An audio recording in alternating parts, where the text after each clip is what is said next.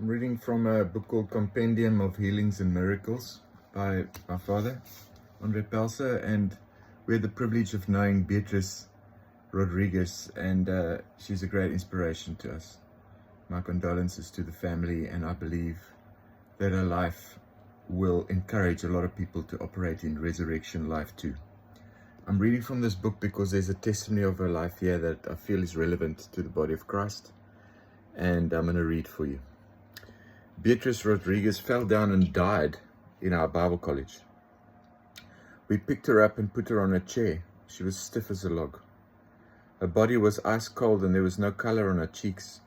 Then her heartbeat stopped and she stopped breathing.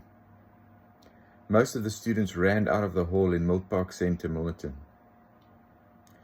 Two students stayed with me. This is Andre speaking. Two students stayed with me and we kept on praying and rebuking the spirit of death.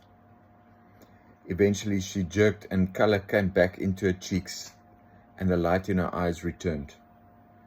Her body relaxed and she started crying. She said, "I've been with Jesus. He said it is not time for me and that I must go back and witness to my family." We sent her to Portugal to visit her family and testify about her experience, and when she returned, her son got saved. She attended the summit in Wellington in April 2015 at the Great Harvest Summit, and she gave her testimony to the delegates. She also had a tract made that said, "I was raised from the dead."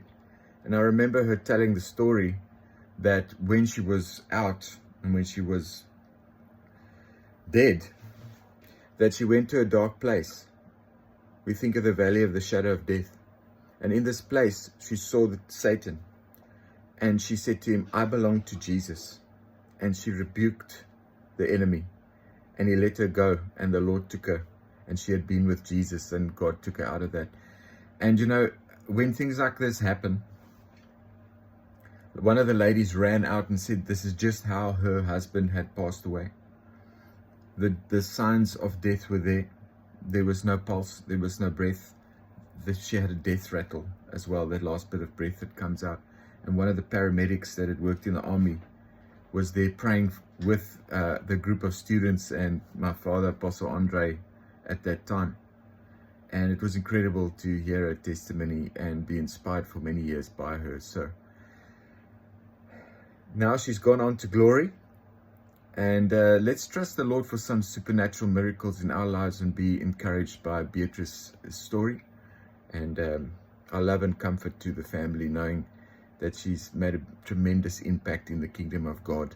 And she's probably plundered hell too of some souls because of her wonderful, powerful testimony. Praise the Lord Jesus for her life. We love you, Beatrice. We'll see you soon.